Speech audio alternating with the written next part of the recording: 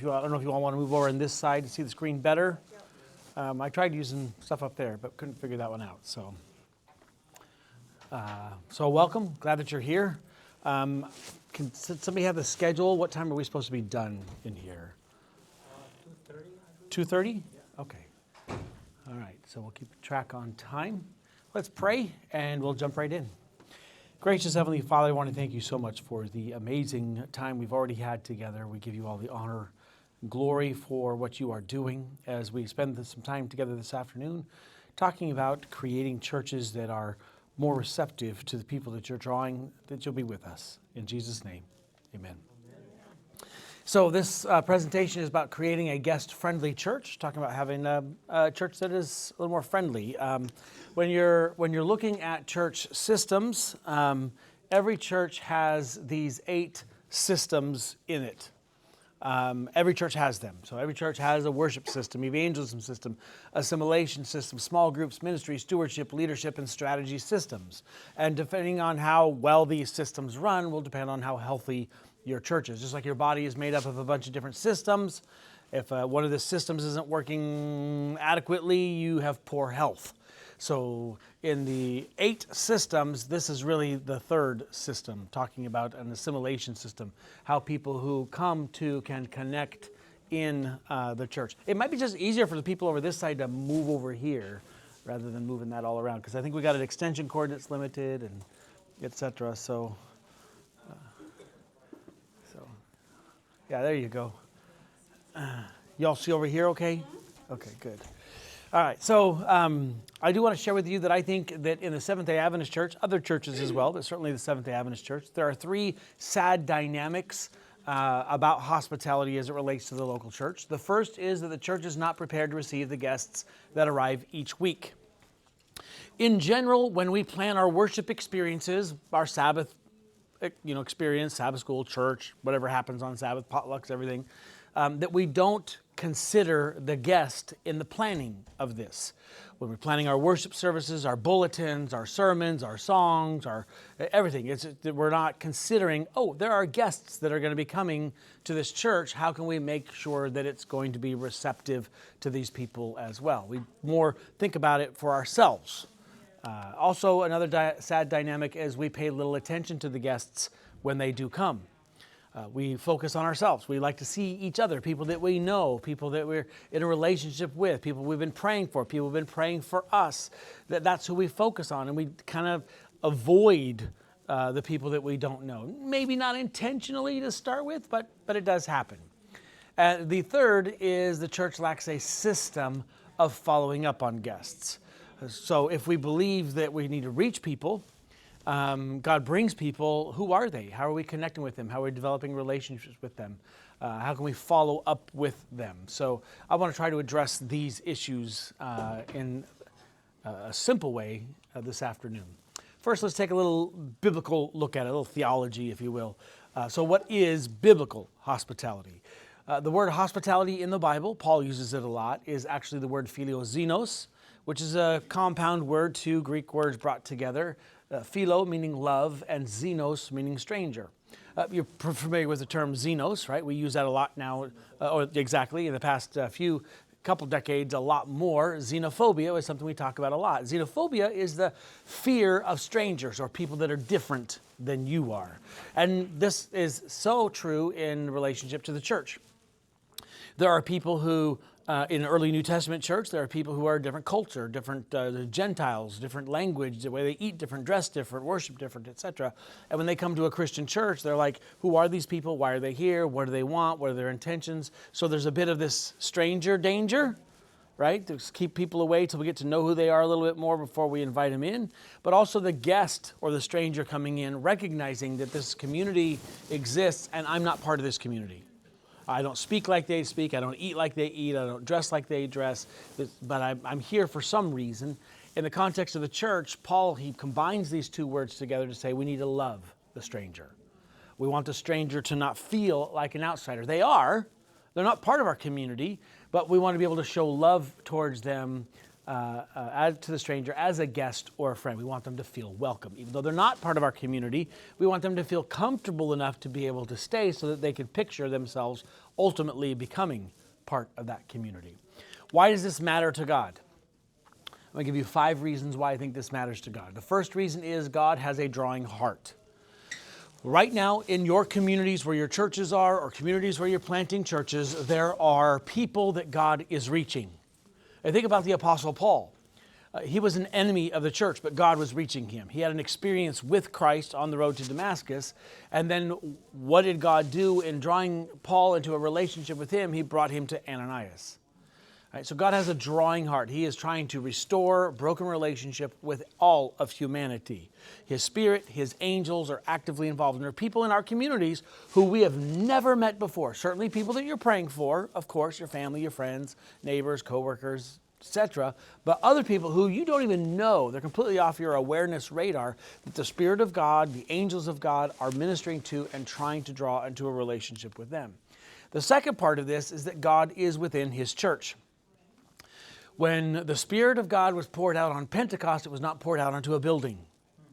In the Old Testament, God's presence went into the sanctuary, into the most holy place, the mercy seat, and His presence was there. After Pentecost, He's no longer in a sanctuary. He's no longer in a temple, a physical building temple. He is within us. That's why Paul calls us the temple. We are the temple of God because He resides within us.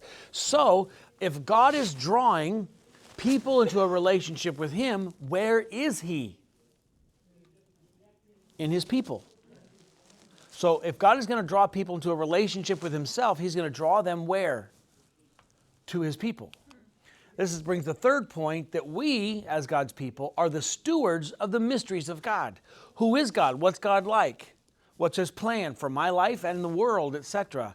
We, as His people, have this information because we should have, if we are His people, a relationship with Him. So we know who He is because we're engaging Him on a daily basis. So because we have this, God draws them to His presence, which is within us, so that we, as the stewards of who God is, can share that with them. That brings us to the fourth point, because it's God's plan for reaching the lost. He draws them to us so that we can share the gospel with them, so that they can see Christ in us and experience the gospel and pass from eternal death to eternal life, which brings us to the fifth point, because it's vital to the commission. This is how we're going to fulfill the commission of reaching people, is by being used by God to do this. So is it important that we have friendly churches? Yeah, it's vital to the mission. So think about this. In your church, on average, about how many first-time guests do you have at your church any given month? You know? No idea. What's that? No idea, which is another issue, right? Anybody else? How many first-time guests do you think? It's okay if you don't know. No, it's not a test. 10? Okay, good. 8, 10? Yeah, that's probably pretty common. 8 to 10. Let's just make it easier for the sake of math, and let's make it 10. So if on average, and that's pretty typical, by the way, if we have on average about 10 first-time guests that come to our church every month, over the course of the year, how many people is that? 120 people that are coming to your churches every year. Did you know that 1/3 of the churches in the North American division last year, 31%, did not baptize a single person? Not one. That's just shocking to me. What are they doing? They should be able to at least one. And if God's bringing us 8 to 10 people a month, 120 people, and that's kind of average. Some smaller churches might have 2 or 3 a month. That's great. That's awesome. That's amazing when you think about it. 2 people, that's what, 24 a year? And you know how hard it is to get 24 guests to your church normally? Very tough. Right? You have an evangelistic series, and you mail out brochures, and do social media, and all this stuff to try to get people to come to your series. You know how hard it is to get 120 people there? How much money it costs to get 120 people there? It's a lot of work, but God is already bringing them. What if we just try to reach those people? They're being drawn by God to be there. Let's just reach them. I like this statement in 1 Timothy. It is a trustworthy statement. If any man aspires to the office of overseer, it is a fine work he desires to do. An overseer, this is an elder, leader in the church, then must be above reproach, the husband of one wife, temperate, prudent, respectable, hospitable, and able to teach. Isn't it interesting that of the qualifications to be a leader in the church, being hospitable is one of them, right? What's hospitality mean? To love the stranger. Okay. 2:40 end time. 2:40 end time. All right. So is that... Did he mean 250? No. Oh, okay. I don't have the schedule, so... I'm thinking the joke's on you right now. Yeah, clearly. And it's 2 o'clock right now, right? Yes. All right, so my laptop is saying it's 5. I'm on Eastern time. 2 o'clock right now. Yeah, okay, good, perfect. So I got 40 minutes to go. Great. All right, so why would Paul tell Timothy that when you're developing leaders in your new churches, why is it that you look at hospitality as one of those issues? Why would he do that? Because it's vital to the gospel commission. Exactly. It's critical to the mission of the church. You can have the best evangelist. You can have a bunch of Bible workers. And you could have a month-long series of meetings and baptize 200 people. But if your church is not a friendly church, you'll lose them. I had a former student call me 2-3 weeks ago. She called me for 2 things. Well, one thing really. She says, I just want to say, Dr. Madding, I really appreciated what you taught me in this class. Because I'm in my district, 2-church district, I'm in my district, and it's the stuff that we are doing here. I realize that they have no clue, and she's being respectful. I'm summarizing quickly. She wouldn't say that to them. You have no clue. But what you taught me is making a difference. So that was a nice thing. But also, one of her churches communicated to her and said, we're a company, right? Group, company, church status, right? Anybody not familiar with that terminology you don't get, right? So a small little group starts meeting, Branch Sabbath School, you're a group. Once you reach a certain level, you become a company. Once you reach a certain level, you become an official church, right? They were a company status, and they had been for a long, long time. I don't remember how long. To me, it seemed like a decade or more that they'd been there, and they communicated with her, and we don't ever want to change that. Wow. We do not want to grow. So we'll reach people, we'll baptize them, and this is what they told her. And then we'll give them a slap on the back and send them off to another church. Right? That is not, why? No, because here's why. And this is exactly why many churches don't grow and why they think they're hospitable when they're not. They're hospitable to each other. But a lot of churches say, we're the friendliest church in town. Well, they are to themselves. And many churches create a culture. And you start adding people to that church, you change the culture of that church. Right? So think of it this way. Think of that hot dish that you like. Right? Maybe it's a stew. Maybe it's a casserole. Whatever, it's a soup, something, right? It has a whole bunch of ingredients in that, right? And you make it a specific way, right? Your mom makes it a specific way, and it's perfect, right? Just the way it is. When it's cooked together, like a good stew, it's cooked together. You don't just have vegetables and broth and for those who put meat, in these things. They're not just all these 15 or 20 different ingredients all in one thing. It's not a salad. In a good stew, they all feed off each other, and it takes on one taste as a stew. Right? A salad is, you're getting a bunch of different tastes depending on the bite that you take. But a good stew, it's one thing. And when you let it cook and simmer, in a crock pot, and you get it up and boil, let it sit there for a couple hours, it's even better, right? Now somebody else comes along and they want to add a new ingredient. They want to put curry or ginger or pineapple or whatever in your thing. And you're like, no. Why? Because it's not just adding pineapple. The pineapple changes the whole thing. Now that's fine when cooking, but it should not be that way in church. Many churches, we're a family. A lot of people say we're a family here. And I get it.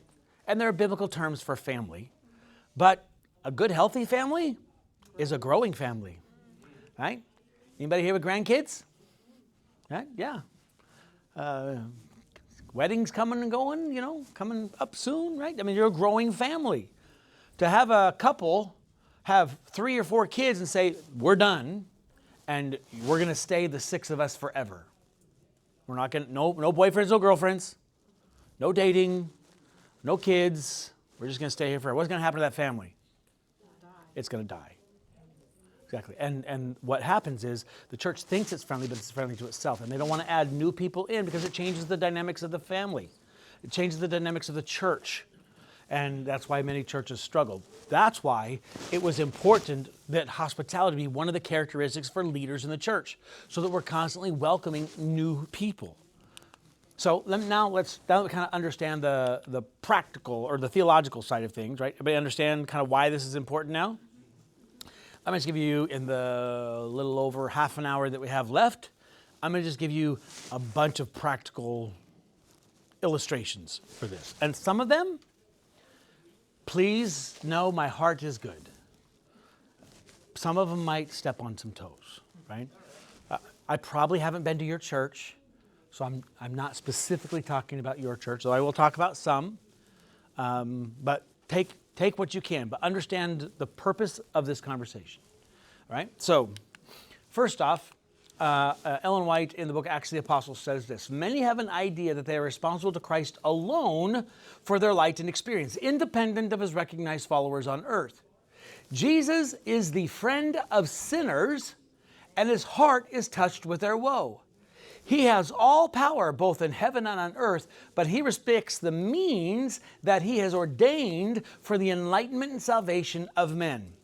He directs sinners to the church, which he has made a channel of light to the world. Now, you've all heard not you all, most of you have probably heard the statement from Ellen White of Christ's method of reaching the lost, right? Right? Christ's method alone, right? You've all heard that. We talk about that all the time. Right? Popular, I get it. So here in this one, she's saying that this is the ordained method, the means that Christ has ordained for the enlightenment and salvation of men. Does that mean anything? I think it's pretty important. And what is the means, according to this thing she's written here, what is the way that Christ has ordained for the enlightenment and salvation of mankind? He directs sinners to the church, which he has made a channel of light to the world. So if this is God's ordained method, and we're not a friendly church, does it matter? You bet it does. It's very important. We might be out of God's will if he's trying to fulfill his mission and he's drawing people into a saving relationship with him. He's sending angels, he's sending his spirit to draw people, and then they choose to come to church and they're like, don't even see him, don't even talk with him, missing a huge opportunity. Let me tell you a story about Irvin. Anybody here know Irvin? Right, he lives kind of in the Pacific Northwest area, so he moved out here. Irvin grew up in an unchurched family. His mother grew up in an Adventist family. But she ended up marrying somebody that was not a Christian, wasn't a bad guy, just wasn't a Christian. And so when he was born and raised, they didn't go to church. The only person he really knew that was church-going people was his uncle, his mom's brother, whom he liked and respected. So Irvin grew up in an unchurched home, a Midwest, American traditional values home, but not a active, living, Christian-going, church-going home. And as such, he, like many in his generation and where he lived in high school, started smoking and just living a regular life. He got a job after graduating. I'm not sure if he did graduate, but got a job, working, somewhere, living a life, and met a wonderful woman who grew up in the same basic community, the same basic thing. It's not really church, wasn't a big thing. So they got married, they had children, and because church wasn't a big thing, God wasn't a big thing, they weren't anti-God. They just wasn't on their radar that they had a and raised their children in this environment. After their children grew up, graduated, moved out, started their own lives, and then with now an empty nest, all of a sudden, Irvin started feeling like God was calling him into a relationship with him. And so he just talked to his wife one day and says, I think I'm going to go to church. And she's like, why? Why would you go to church? We haven't needed church now. Been married all these years, haven't needed church. Why do you need church now? I don't know. I just feel like God's calling me, and I want to go to church. So he's trying to think, where should I go to church? He only knows one person, his uncle, who's a Seventh-day Adventist. So he reaches out to his uncle and says, I think God's calling me to church. Doesn't really know what it means, doesn't know anything about it. Ends up meeting with his uncle, starts Bible studies. They have an evangelistic series. Irvin gives his life to Christ and is baptized. He stops smoking, starts attending church. His wife, she's like, yeah, you do you. I'm not against it, but I don't really sense the need. It's not really important. It's fine. So Irvin, starts attending this church where his uncle attends. A couple of months later, his uncle, who is head elder of the church, and the pastor show up unannounced at the house. And he's like, oh, hey, what's going on? And so the elder, his uncle, shares with him and says, so the church had a business meeting last night. He's like, I have no idea what that means. He's a new member, a couple months into the church. He says, well, the church had a business meeting last night, and at the business meeting, they voted to put you on censorship. So if you know anything about that, if you don't know it, that essentially it's an official form of church discipline, which if you're holding any offices, which he's not, you're removed from those offices. You're not disfellowshipped, but if you don't correct whatever it is that they're saying you need to correct, then you would be disfellowshipped. It's a public church-wide recognition that you're living in a way you shouldn't live and it needs to be corrected. It's in the church manual. So he's like, I have no idea what that means, censorship. He's clueless. He has no clue. And so they explain, well, because you started smoking again, the church had a meeting last night, and at the meeting they discussed how you shouldn't be smoking. Adventists don't smoke, and because you're smoking, you're on censorship. So if you don't stop smoking, then we'll have to disfellowship you.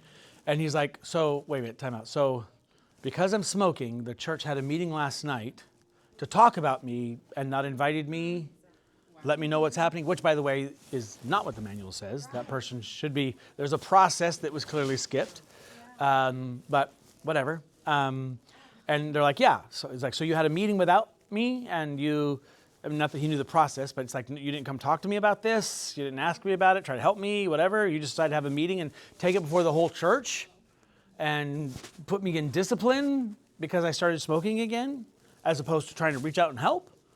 And like, yeah. So that's the process. So if you don't stop, then this can happen. He's like, you know what? No need. Leave and remove me from your church. I want nothing to do with your church ever again. And essentially kicked him off the property. Well, his wife was inside. She saw they were there, but didn't really part of the conversation. When he comes in, she's like, what was that all about? And he explained. It's like, well, because I'm smoking again, they decided to put me on church discipline. She's like, did you start smoking again? And he's like, no, I haven't started smoking again. I've stopped. God gave me victory over smoking. I don't smoke. This man had been smoking his entire life, essentially. In his house, in his car, all of his clothes, everything smelled like nicotine. If you know anybody who's smoked a long period of time and they stop smoking, one of the ongoing struggles is they still smell like smoke. It's a very real issue.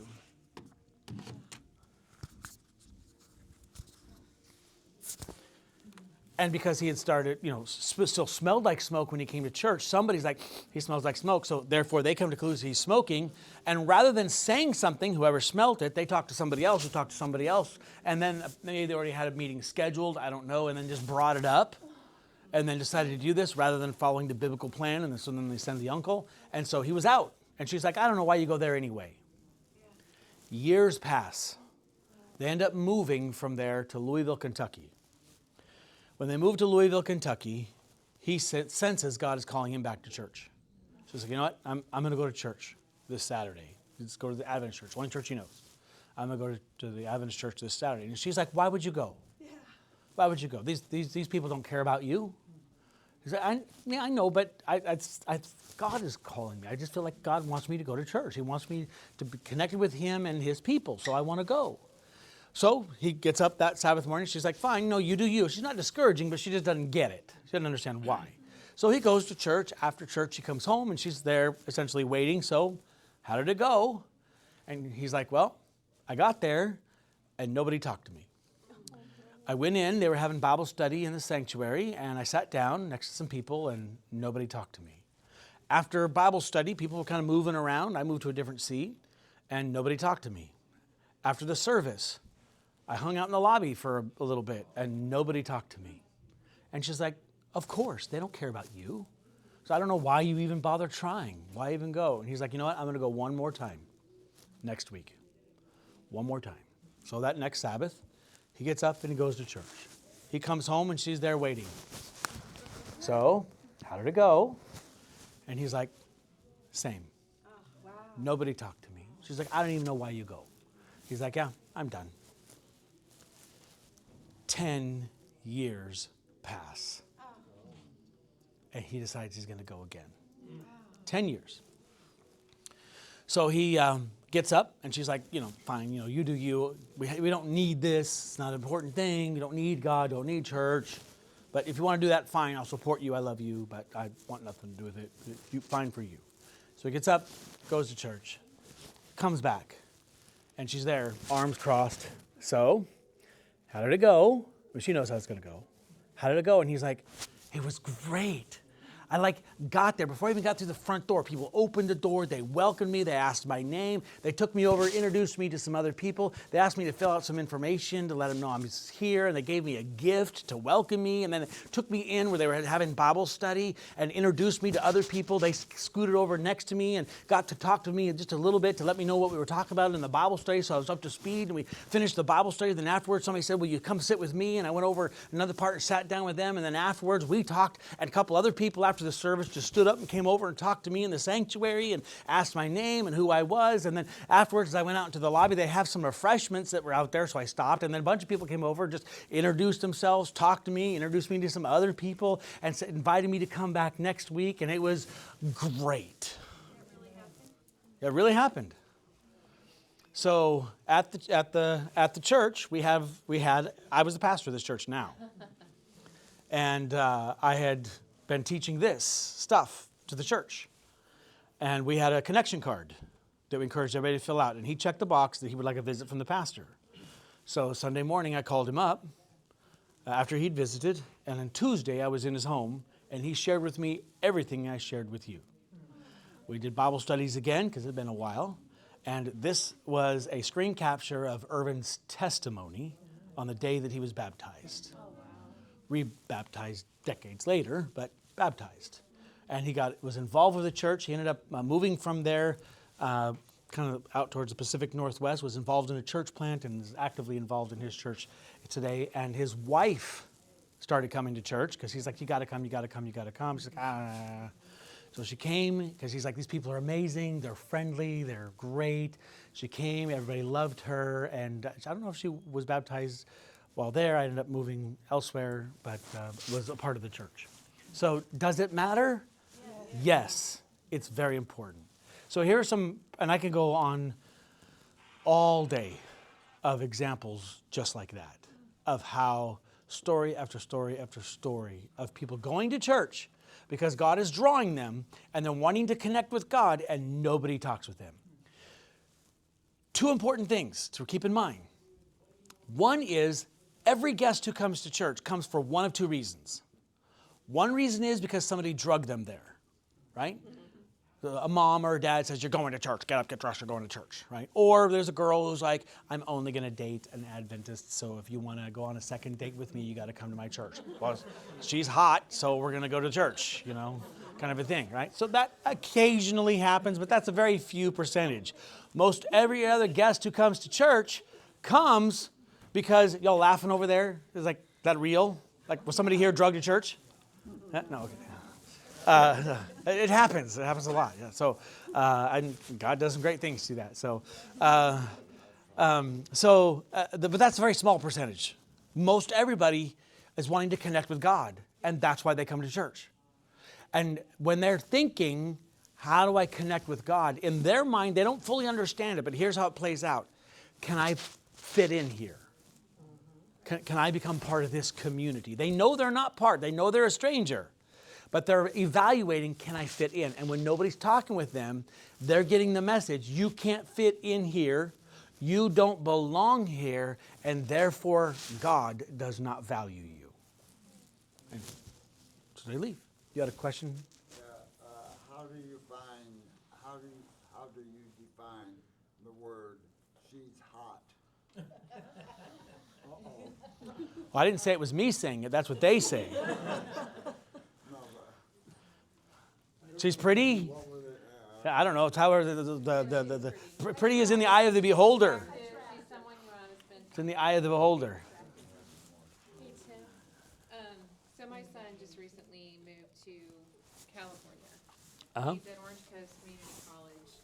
After a few weeks of being there, he finally decides he wants to go into the church. He's raised Adventist, but he's by himself. Uh-huh. He's also, tattoos up one arm down. It shouldn't matter, right? But he walks in alone. Not one person said hi. Yeah. But he went back. And thankfully, that experience was different the Good. second time. But when you explain it, when you talk about it, it hits home. It hits close to Yeah. home. that Yes. things happen. So every one of us, think about it. Every one of us has somebody Yep. that we're praying for. Right? You all have that brother, that sister, mom, dad, son, daughter, former academy or college roommate, right? Somebody that once was in a relationship with God and now is not. And you're praying for them on a regular basis, probably even daily, praying that they'll come back to God. And you're praying that they'll go to church, right? So let's just say some of you have probably been praying that for a decade, every day.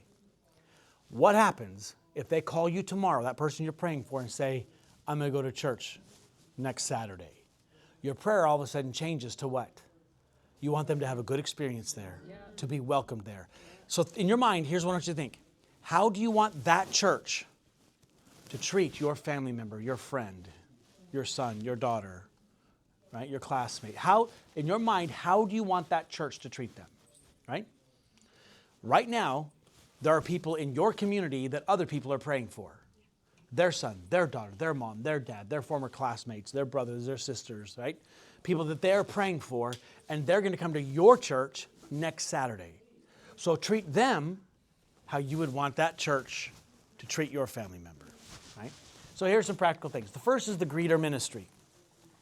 This, what I'm talking about today, is not greeter ministry. Greeter ministry is one part of the overall culture of the church. But your greeters in many ways are your first contact with people. So here's an important lesson.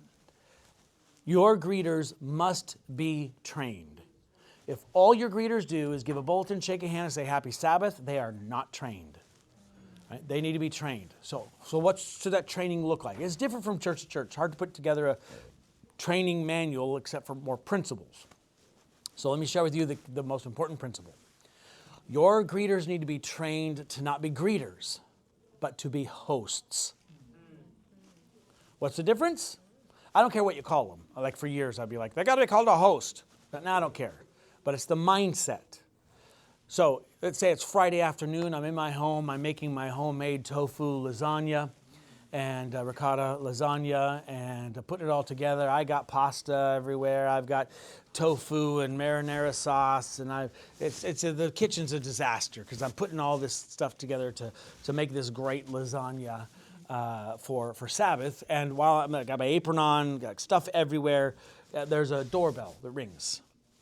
I'm not expecting anybody. They're coming unannounced. Okay, fine. So I get up, I go over to my door, I open the door, and there standing on the other side of the door is this little girl selling cookies. Okay, so I put on a smile, and she gives me her spiel, and because, I support her ministry, I buy a couple boxes of her cookies. Only for her benefit, not mine. The Thin Mints, always get a box of the Thin Mints. But I'm very kind. I greet her. I welcome her. She does her thing. I do my thing. And then I give her her cash and she moves on. I have greeted her, right? We want to move from that to being a host. The next day, you're coming to my house. You're coming to my house. I know you're coming, so I'm planning for it to come. because I'm fixing lunch for you, I'm going to reach out to you ahead of time to see, is there anything you're allergic to?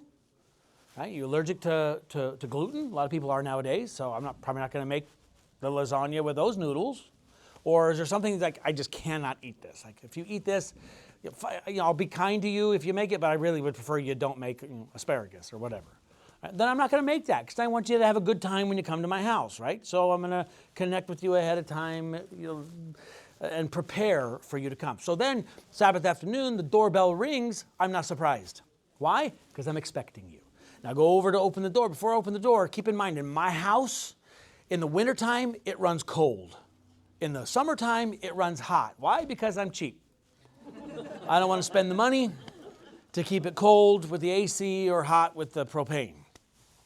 I just save money. But because you're coming over to my house, I'm going to make it more comfortable so that when you come, you're not cold or burning up. And then when you walk in my door, shoes are optional, right? Some places, you got to take off your shoes. And I know for some people that's uncomfortable, so we'll rather sweep up and clean up and vacuum and stuff after you're there to make you comfortable, because what we don't want is for you to be uncomfortable to take off your shoes and a nail went through the pantyhose or your socks and you didn't realize you were wearing those socks and you feel uncomfortable, or because you've been sweating in them all day, they stink. We don't want you to feel uncomfortable, so shoes are optional, right? If you want to take them off, fine. If you keep them on, it's up to you. When you come in, we talk with you, we greet you, we connect with you, and then if we have other people there, we introduce you to other people. Do you all know each other? Have you met? This is so-and-so. Hello, connect with you, and then you talk and begin connecting while I go over and finish up pulling the lasagna out of the oven to bring it over to the table. We sit down, we have a meal together, we have conversation, we're connecting. You feel a part of my home and my family while you are there. After the meal is over, we go over and we sit down. One of my dogs jumps up on the couch and snuggles up next to you and makes you feel a part of the family.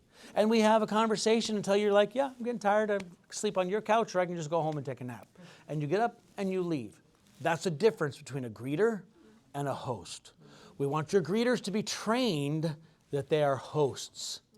God is sending people. We're expecting them to come, and we want to connect with them. Here's another basic thing that they should be trained on. They should know the different kinds of people who come. Right? So you have the regular active church member who comes. Right? They're there every week. This is their home church. They come to church. Right?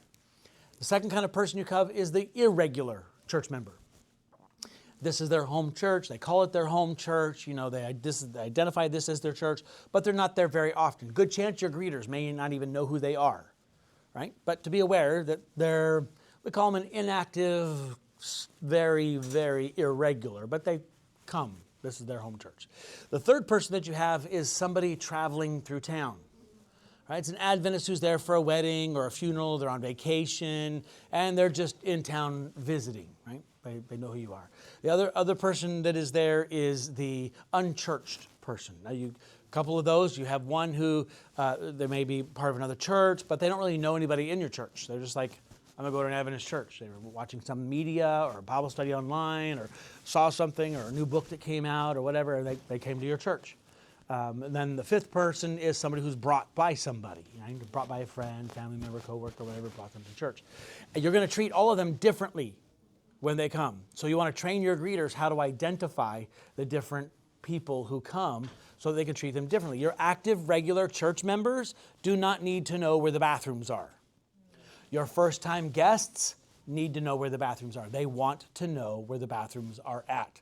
So we don't wait for them to ask. We just tell them right up front. Because the last thing somebody wants to do is to ask, where do I go, when they have to go? So we let them know this is where you go when you need to go. So you don't have to ask, where do I go? Because when you ask, where do I go, you're communicating, I gotta go.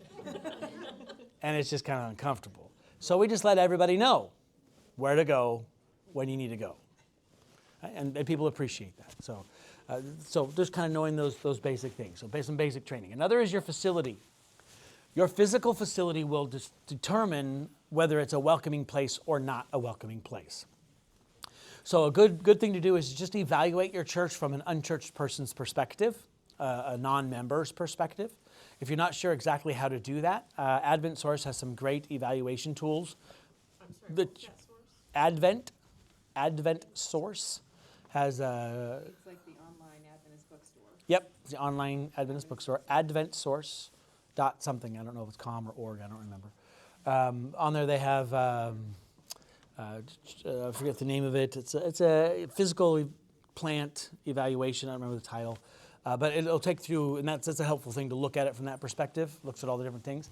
Also, whenever you've gone to a new hospital or medical place and you don't know where to go, that's exactly how your guests feel. Like, where do I park? Like, you go into a community, go into downtown, you want to park on the street. Do I park on the street? Is it okay for me to park on the street or not park on the street? And there are 5 like signs that are there to say yes, no, no, yes. Like, so if it's on this day, at this time, but it's not a leap year, and you're driving this kind of a car and wearing these kinds of shoes, then you can, right? And sometimes it's hard to know that. That's how your guests feel when they come to your church. You know because you know. So understand the guest perspective. Here's another thing. Evaluate the place based on all senses. What does it look like? What does it smell like? What does it sound like? What does it feel like? These things are important, right? So what do the pews feel like when you sit down on them? Might be fine for some of us who got a bigger back end, but some people don't have very much back there, and they're sitting on bone. And when you're sitting on wood for an hour or so, that could be very painful for some people. So be aware of those kinds of things. And what does it smell like? You don't smell your church.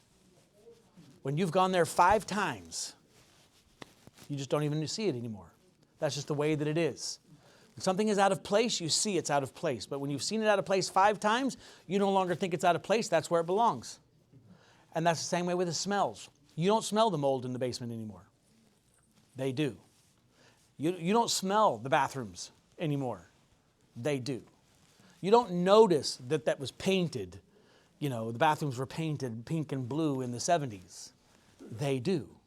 You don't notice that the brush, the shrubbery outside has grown up. They notice these things. And it's communicating whether it's a welcoming place or not. You want to communicate it's welcoming. Here's something to think about. In Kenhorst, Pennsylvania, Reading, Pennsylvania, this is on the Kenhorst Street. This is the Kenhorst Seventh-day Adventist Church. In 1983, a member of the church, as a gift to the church, painted this painting of the church. It's hanging on their wall. Last I remember, it was hanging on their wall. And this is a picture of the painting.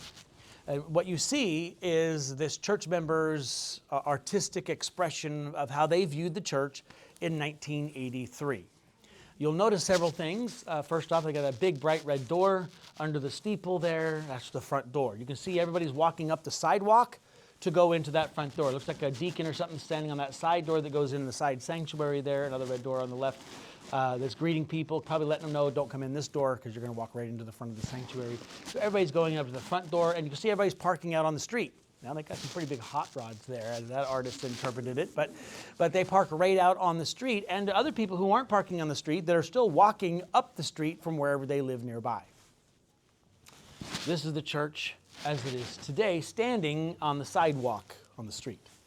If you were to put into your Google or map feature and go to the church as a guest, it will take you to this spot where this picture was taken. So when you get there, where do you think you go? In that big red door. Absolutely, yeah. And that's, in 1983, that's where everybody went. However, something changed in our culture since 1983. The number of people who come to church per car has decreased dramatically. In 1983, it used to be 4 people per car. Now, it's less than 2. It's like 1.7 something. I don't know, amputee, I'm not sure how they figured it out, but you know, statistics are the way they are. So about 2 people, some less than 2, right? For some of you, how many of you have in your family bring more than 1 car to church? Yeah, happens, right? Husband's a deacon, so he's got to get there early to help set up, and the wife, she's going to be doing something else later, so she comes later, or mom, whatever, brings the kids later, etc. They're going to stay by for Pathfinders, and right, it happens. And the families are getting smaller, and etc. So back when the church was 1983, there was no parking. Where did people park? On the street. However, because the number of cars that are being brought to church now has gone up, they needed to change that. You'll see behind the church there on the right, the trees. That is big field full of trees in the back. And after 1983, I don't remember what year, they ended up cutting all those trees down. Sorry, it's not as wide of a shot. They cut all those trees down and put a parking lot in the back. So now when people come to church, where do they park? In the back. Now, they don't have a big, bright, beautiful red door in the back. They have a utility door. It's kind of a weird-looking door. And but that's where all the church members come in. They park in the back, and they come in. There's no signage to say there's parking in the back. So when you come with your map, it brings you to this spot here. Where do you go? Those big, bright, beautiful doors. If you were to walk up, as my family and I did on our first Sabbath there, we went straight to that, parked on the street, walked up to those big, bright, beautiful red doors, and they were locked. Why were they locked? Nobody uses them anymore because they all park in the back. So we thought, well, maybe this church meets in the afternoon. Some churches do that, I thought it meted at 11, so we got there a few minutes early. So we walked around back. Oh, yeah, here's where everybody's at. And we walked in the utility doors. It was like, goes stairwell up, stairwell down. It seemed odd. Didn't know where to go. So I don't think we belong in here. So we walked around the entire church, didn't find the entrance. Walked around again the second time, saw church members who just were making their way in. I was like, quick, follow them. And there was a utility door that we did not see because it was set in that we missed. The church wasn't trying to be unfriendly. It's just that things had changed and it was designed for themselves. So think about how would it be for a guest to come. Now, the church changed all this after we were there. They put in signage and made it more welcoming and welcome area, entrance and all that kind of stuff so people could find where to go and signs where to park and everything else so that people know. And the church changed a bunch of things and it became an incredibly welcoming, friendly church for guests. But think about what it's like. So in my church in Louisville, before Irvin came, we put up signs inside. So you walk in the front door, and it was like one of those octagon churches, where it had like a hallway that went all the way around.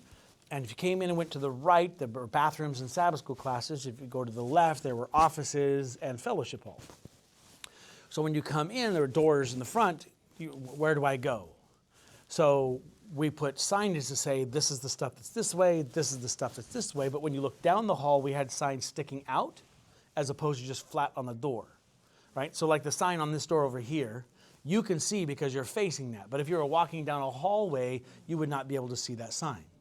So we had signs that were up high, but sticking out, like hospitals have, which are helpful, so that people can see what's up ahead. So I was on a ladder putting up one of these signs, and one of the teenagers in the church comes over and says, Pastor Tim, what are you doing? So I'm putting up signs so that people know where to go. And they're like, Pastor Tim, I know where to go. And I'm like, well, I know you know where to go, but our guests don't. And she's like, I never thought of that. And we never do. So think about what it's like for the guest. The next thing is the worship service. As I mentioned, we plan our worship services for ourselves. Now, I'm not saying you need to have a seeker-driven service. I know that was a big thing in the 90s, and some people still do that. Fine, whatever you want to do. An evangelistic series is a seeker-driven service. It's designed for the unchurched person. If you want to do that every Sabbath, fine. That's not what I'm saying. All I am saying is just make sure that when your guests come, they understand what's happening. Because they're a stranger. And when they don't understand what's going on or what's being said, you're reminding them you're not part of our church. You don't belong. And we have, as Christians and as Adventists, our own language. So we can still say, please let me be clear, I'm not saying you should dumb down anything. You can still preach the three angels' messages. You can still preach on Revelation chapter 13 and 14. You can still talk about the judgment day and the 2,300 days and the spirit of prophecy. And you can still talk about everything. Just explain it.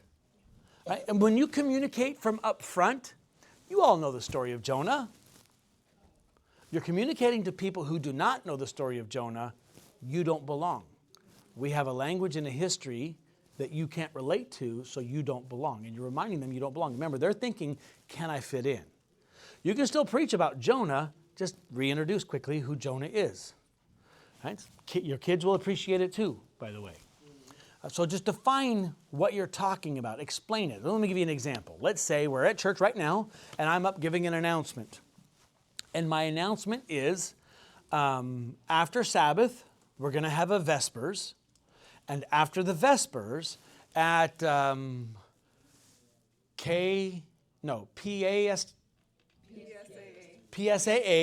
at PSAA, the ABC will be there selling food. And if you get your Union magazine, you'll get a 20% off Big Frank's. Right? Now, you probably wouldn't have that announcement. But if you're an Adventist here, you know everything that I just said. It all makes sense to you. But the guest has no idea. Right. They're thinking, what is Sabbath? And does it end? When does it end? They don't know when it ends. Does it end if it's Friday, Saturday? Is it midnight? You guys have a midnight service? And what's a Vesper? They don't know what a Vesper is. And PSAA, they don't know what that is. They have no, is that public service announcement or something? They have no clue what that is. And ABC, in many places in the United States, an ABC is a liquor store. Right? I was walking one day in Vegas. I went to a church planting conference there and had some time. I'm going to walk the strip, go check it out, all the lights, all this cool stuff. So I'm walking down the strip, getting my exercise, and like big, bright, beautiful letters, A, B, C. And I'm like, yeah, the Adventist Church in Nevada, Utah has put an Adventist bookstore right here on the strip club. Way to be there, that's awesome. And the strip, not the strip club. The strip. I'm sure those are there too. But right there, I'm like, that is awesome. And then I'm looking like, wait a minute. That's a place that sells alcohol.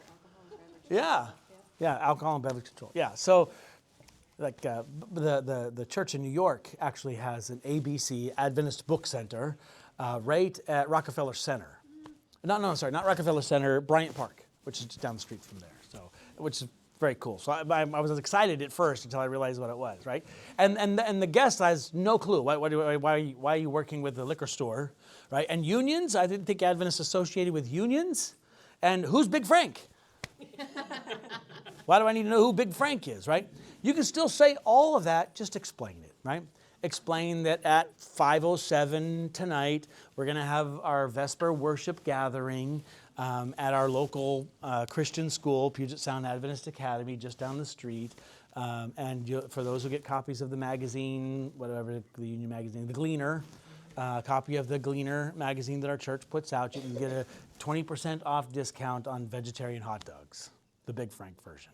Now, just explain it. Your church members will still be just as excited, but your guests will I don't know what a Big Frank is. I don't know if it tastes good, but at least they understand. So just try to explain things to them. I would really, really, really, really, really recommend that you have like a good month-long training process. Why a month? What I'm about to share with you can be taught in 5 minutes, but not every one of your church members is there every week. So you do it one time, you're only hitting a few people. And you want it, repetition is better. So like for a whole month, train your church. Guests are coming, and this is how we greet our guests. Right? For those of you parents, right, you did this. You had guests come to your house. You kind of, good parents, you trained your kids how to be good hosts, right? How to come out and say hi to people and welcome people to the house, etc. Train your church. We're going to have guests. If you see someone you don't know, welcome them. Even if they've been a member of this church for 30 years, but have been sitting on the other side of the sanctuary, it's still good to connect with them, right? And so train your church that as soon as that final prayer is done, don't just go see your friend. Spend the first 3 minutes looking for someone in your area that I do not know and go say hi to them. Connect with them. Today, at my home church, my wife, we do this at our home church. We have not done this training at our home church. I'm not pastoring a church now. I'm a member of a local church. We've not done this training there. We've offered it, but they have not asked for it yet. But my wife and I choose to still live it. So after the service is over, we sit where we sit. After the service is over, amen, final prayer, we get up and we both just turn around and we look. Who do we not know? Now, some people we've already connected with before the service, other people not, and we go straight to them. Today, my wife, I was on the phone during lunchtime, and she was telling me how right after the service, she met this young man who she'd never seen before, and she went to say hi. It was his second Sabbath there, and connected with him, invited him to come to the potluck that we were having, and he came, stayed by, etc. So just having that intentionality. Never allow the interest to flag Interest is people's interest in the worship service. The flag means to wane. Devise methods that will bring a deep and living interest into the new churches. All connected with the church should feel an individual responsibility. All should work to the utmost of their ability to strengthen the church and make the meetings so full of life that outsiders will feel attracted and interested. All should feel it a sin to let the interest wane when we have such sacred, solemn truths from the living oracles to repeat over and over again. And finally, follow up. Follow up with the people. Somehow find a way, there's all different kinds of ways of doing it now, to get their contact information. Right? And just follow up. Say, so glad that you're here. If there's anything we can do to help you grow in your relationship with Christ, that's why we're here. Here's how you can follow up and connect with us if you want Bible studies or whatever, depending on who they are. So follow up with them. Know who they are, get their contact information, and follow up with them. My wife and I do training on biblical hospitality. We do a 5-hour training session that we've put onto a Jump Drive.